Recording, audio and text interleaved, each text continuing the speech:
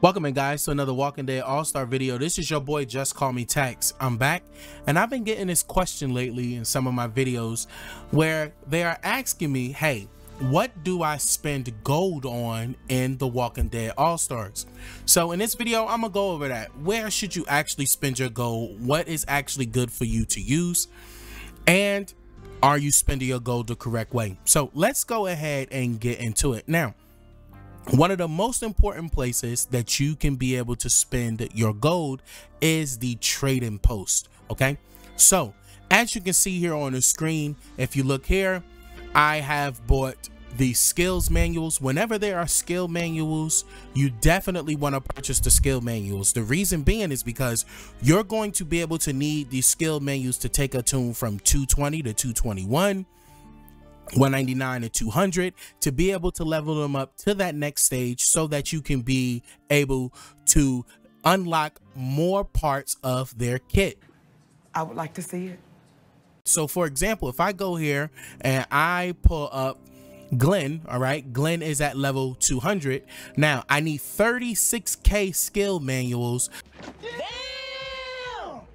to be able to level Glenn up so that I can start raising Glenn up to level 240.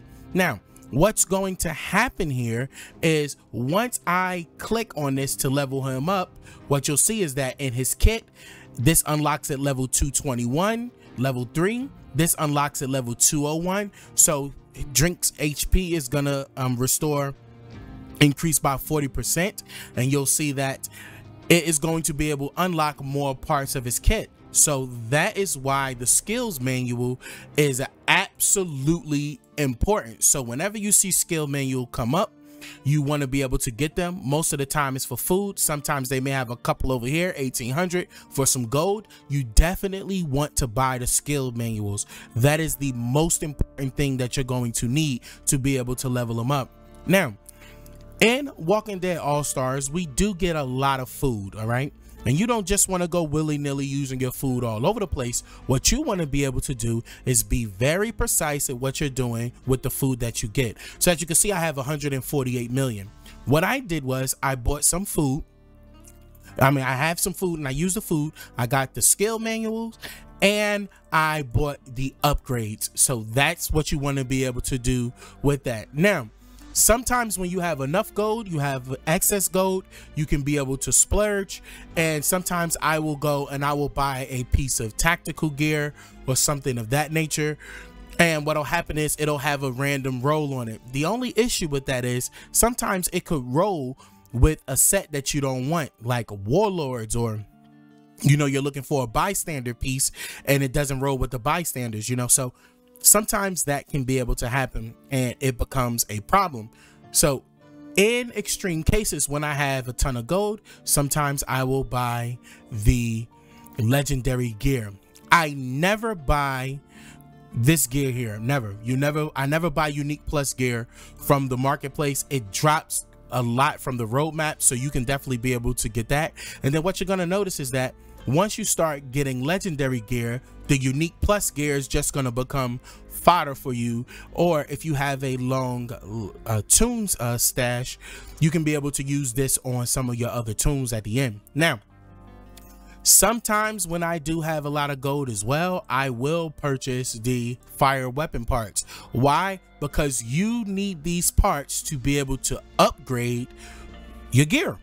So if I was to go back out here to my screen, go to my survivor screen, and I wanted to upgrade this piece of gear here, and I go to upgrade, I'm sorry, if I would go to this screen here and I go to enhance, you're going to be able to need those parts. And as you can see, these are parts here. You would use those parts to be able to upgrade. Now, what I would click on before, you know, you just start upgrading is do not use legendary gear pieces. All right, you don't want it to start using some of your legendary stuff to make these upgrades. It can become a mess, especially when you have gear specific legendary stuff that you want to be able to use for your survivors and your tunes. So you definitely don't want to do that. Now, if we head back out here to the trading post, this is what I would get from the store. Now, sometimes I do spend 480 gold like I'm going to do now, and I will buy the trait specific alignments because they start to stack up. You get numerous gold from just playing a game, and you can be able to use these trait specific alignments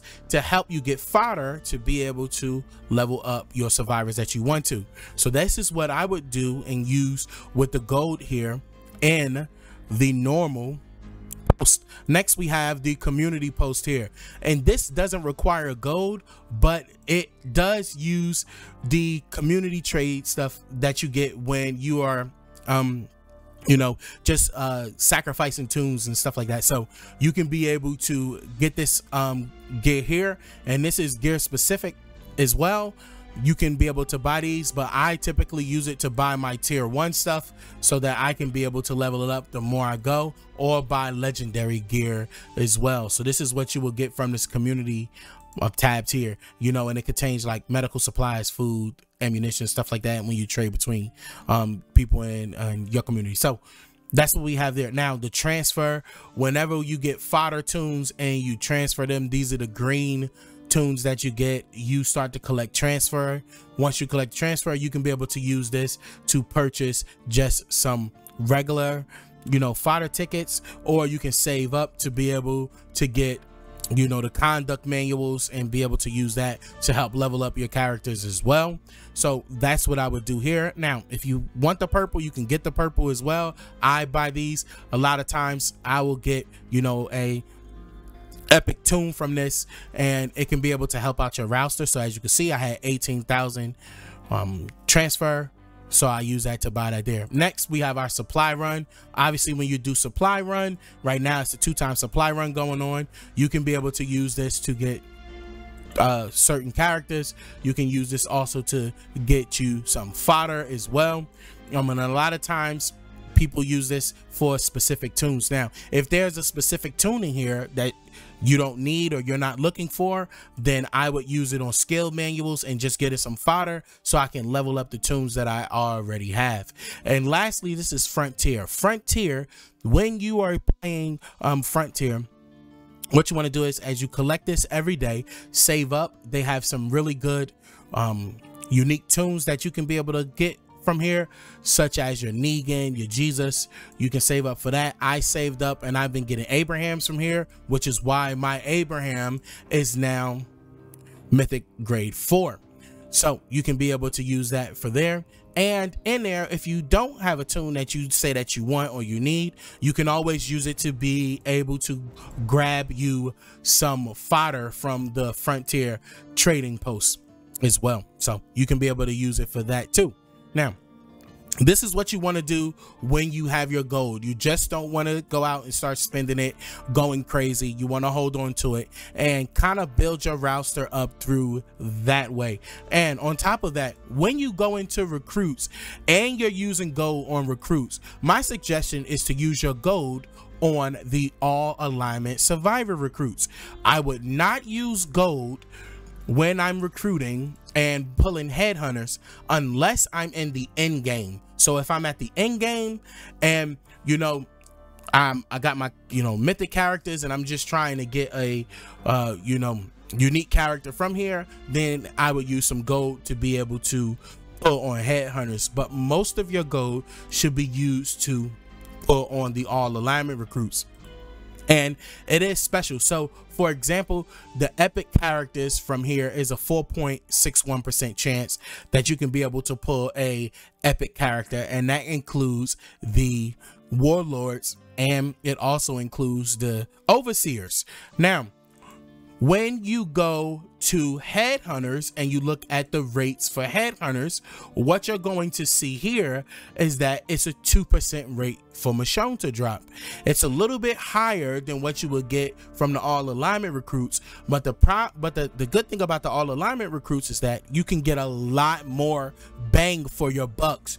So for example, you can pull 12,000 gold here and get no headhunters, or you can go pull 4 alignment recruits and you won't get, you know, you probably won't get a bunch of epics, but what will happen is you will get fodder that you can use to be able to upgrade your tunes. So it's a little bit more bang for your buck there. Now Let me know if you have a different opinion, a different understanding, but this is how I see the game and what I think that, especially if you're a new player, this is some things that you can be able to use to be able to help you, and tools to be able to help you to build. This your boy JustCMTexx. Hit that like, subscribe, notification bell. Peace.